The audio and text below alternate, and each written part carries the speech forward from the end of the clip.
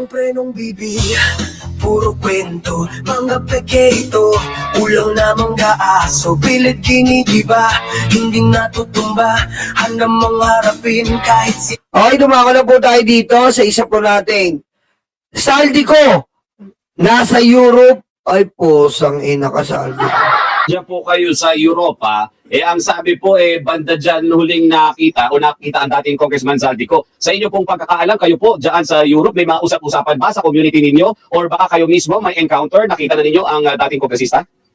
Actually, ang usap-usapan dito sa Paris, no, may tatlong driver yan na nagdadrive sa kanya. Siya ang accessories niya. Diba? Yung dalawa mag-ama at yung isa kaibigan ng ama niya. Opo. Okay? Kasi si Saldico, walang ibang magdadrive yan kung hindi. At ditong mag-ama nito, ang kumukuha kay Saldico sa Buje Airport gamit yung kanyang plane. Probably yung plane niya nandoon kasi doon pwedeng maglagay ng mga eroplano. At doon niya kinukuha. At kung lalaki, yung si Toto Sarabia, may mga pictures siya ni Saldico at ng mga airplane. Ang sabi ko nga, madaling mahuli to kung masusundan niyo sila Toto Sarabia at saka si Carl at saka si Micro. So, yan tatlong yan ang nagdadrive. Ma'am Joyce, kung baga sinasabi ninyo, may tatlo lang siya na regular na nagdadrive sa kanya kapag nagpupunta siya sa Europe. Yan ang yan talaga, hindi usap-usap, ang speculation na. Nasa Europe ka palang ayop ka, saldi ko. Lumabas ka na dito, ayop ka. May mga OFW. Kasi, meron din silang Pinoy store. Yung Toto Yeyen store na yan, yung asawa naman niya, ang nagpapalit ng peso to euro. Saan po yung store nila na yan, ma'am? Dito sa Victor Hugo. Oh. Toto Yeyen Minimart. Yan nagpapalit ng pera ang mga matataas na tao dyan sa Pilipinas na nagpapalit dito sa Toto Yeyen. Paano po niyo nakilala, Ma'am Joyce, itong mga sinasabi kong mga driver, yung itong regular po na parang bubrit o driver po ni dating Congressman Zaldico? Alam mo, kakilala ko sila. At sinabi ko kung bakit, alam mo, mahirap sabihin eh. Mahirap sabihin. Ha? Pero lahat kami dito, alam namin na silang tatlo ang nagdadrive kay Saldico. Opo. Nakakasalamuha po inyo sila, Ma'am? Ako hindi. Kailan, never nyo pa na-meet yung tatlo, ma'am, na nagdadrive sa kanya? No, kilala ko yung tatlo. Okay. Yung isa dyan, may mga kabarkada yan na, kabarkada din ng mga kapatid ko. Nung isa na lasing si Carl Sarabia, umamin siya na talagang sila ang nagdadrive kay Saldico, lalo na nung nagpunta sila sa Monaco. Ma'am Joyce, sila ang nagdadrive simula nung magtago talaga siya, not yung mga Oo. pa. Sila ang nagdadrive. Nung nagpunta si Saldico sa Portugal, hindi tatay nga ang nagdadrive. Sila ang mag-ama nagpapapalit-palit sa pagdadrive kay Saldico. Kasi yung maraming nagtataka ngayon dito sa Europe kasi mga transport sila. Opo. Diba?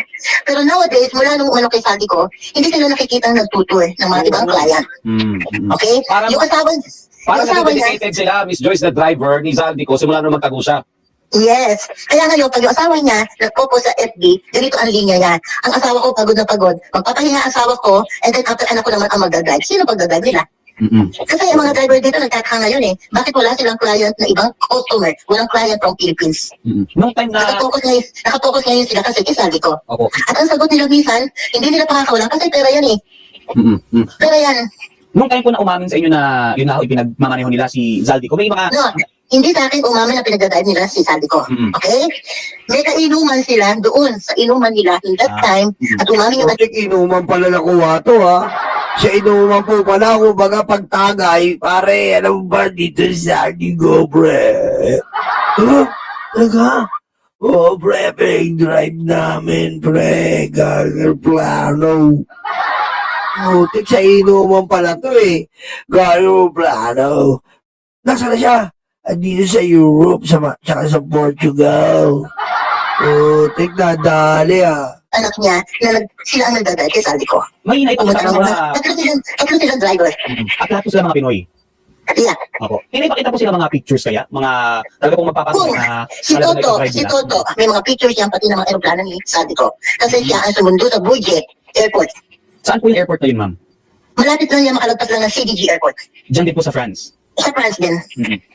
Kayo, ma'am, may Kaya may pictures yan, may pictures yan, may kuha siya ng picture ng tatlong Yun aeroplano. mo, ha?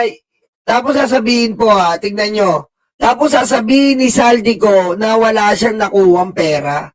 Biro nyo po, kung nagpa-parking ng eroplano sa ibang bansa, ang business mo lang Sunwest, daig mo mga SM, daig mo yung malalaking company ng mga Ayala. Yung mga Ayala, meron bang ganyan? Sa tingin nyo? Oh. yung ilan yung eroplano mo, tapos asikaso ka sa ibang bansa may bayad dyan yung mga ganyan sa ibang bansa. Grabe yung bayad dyan. Kayang-kaya mo. Kita mo? Ano ni Sandy ko? Dito sa Europe. Mali natin, doon din nakatago yung sasakyan niya. Yung kanyang plane. Kasi yan, pwede yung private plane dyan, pwede dyan kahit anong pwede. At saka dyan sa Boise Airport, kapag alaman ko, may mga pilot dyan na pwede silang ipag-drive. Ano bang black, babayaran sila? Black na hindi na nakabigyan. Opo, pero kayo Ma'am Joyce, nakita niyo na ba personally si Zaldico? Simula nung magtago siya dyan sa inyo sa Europe? Hindi pa. Hindi pa. Opo, Hindi pa. opo. And then, yung pong mga binabanggit po ninyo na photos, kailan po nakuhanan ito?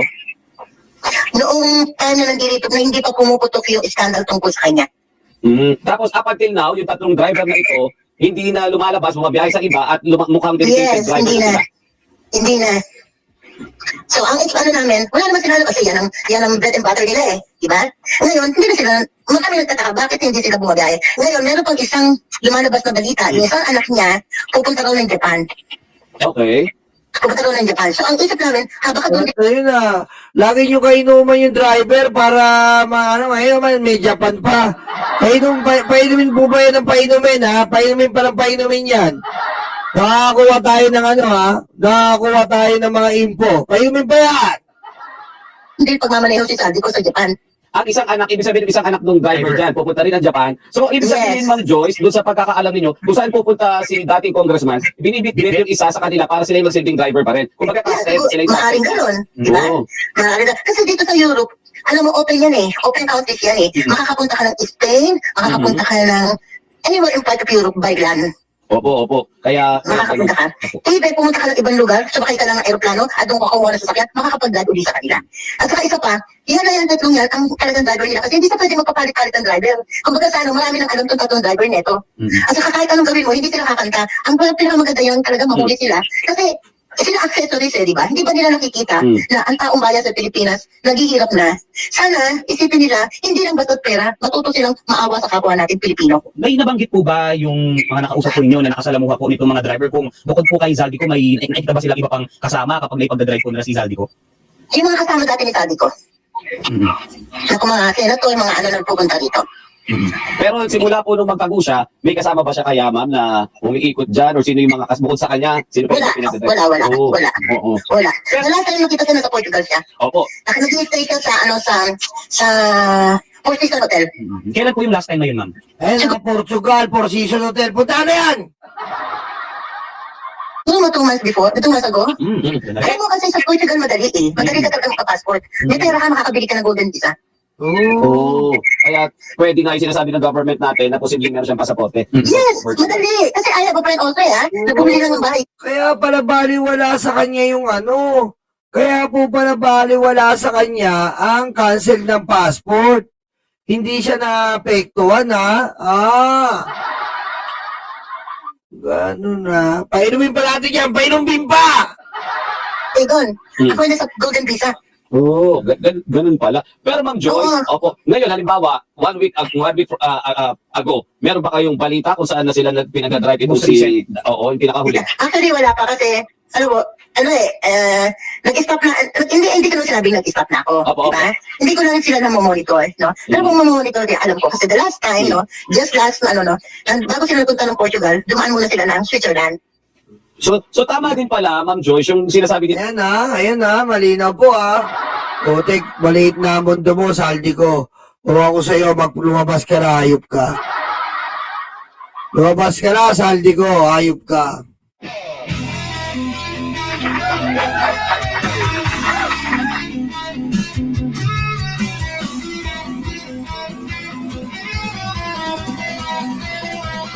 Walang prenong bibig. Maraming salamat po at palike-like na lang po and pa-subscribe na lang po sa Biran Channel kung saan bibirahin natin ang mga fake news, bibirahin natin ang mga tampalasan, bibirahin natin ang mga talepandas.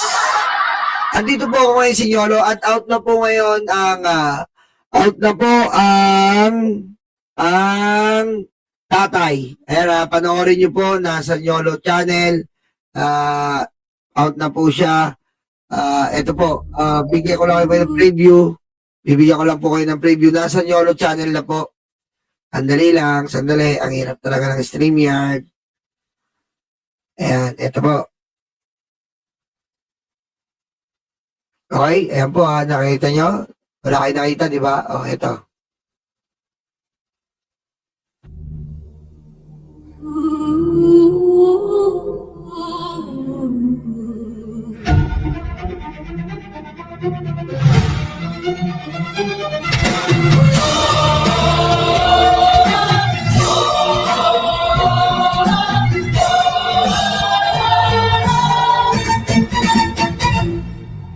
Anim na buwan ubusin ang droga, lahat kami sa'yo ay nabahanga. Ang China ay iyong susugudin, itatarak mo dun bandila natin.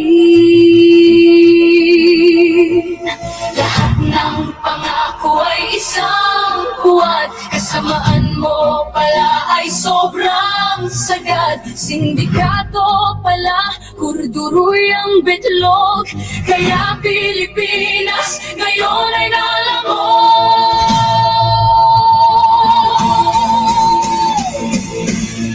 Pahinga na tatay, magpahinga ka na. Tama na ang pangbubudol, tigilan na. Maganda sa garapon, lalagay iyong abo. Paalam na tatay, we will miss you. Pahinga na tatay, magpahinga ka na. Tama na ang pangbubudol, tigilan na. Maganda sa garapon, lalagay iyong abo. Paalam na tatay, we will miss you. Basta insik, sobrang mahal mo. Mahirap na Pinoy dead sagad sa'yo. Ang pogo tinatag para sa bulsa niya. Wala daw siya pera, hayop ka talaga.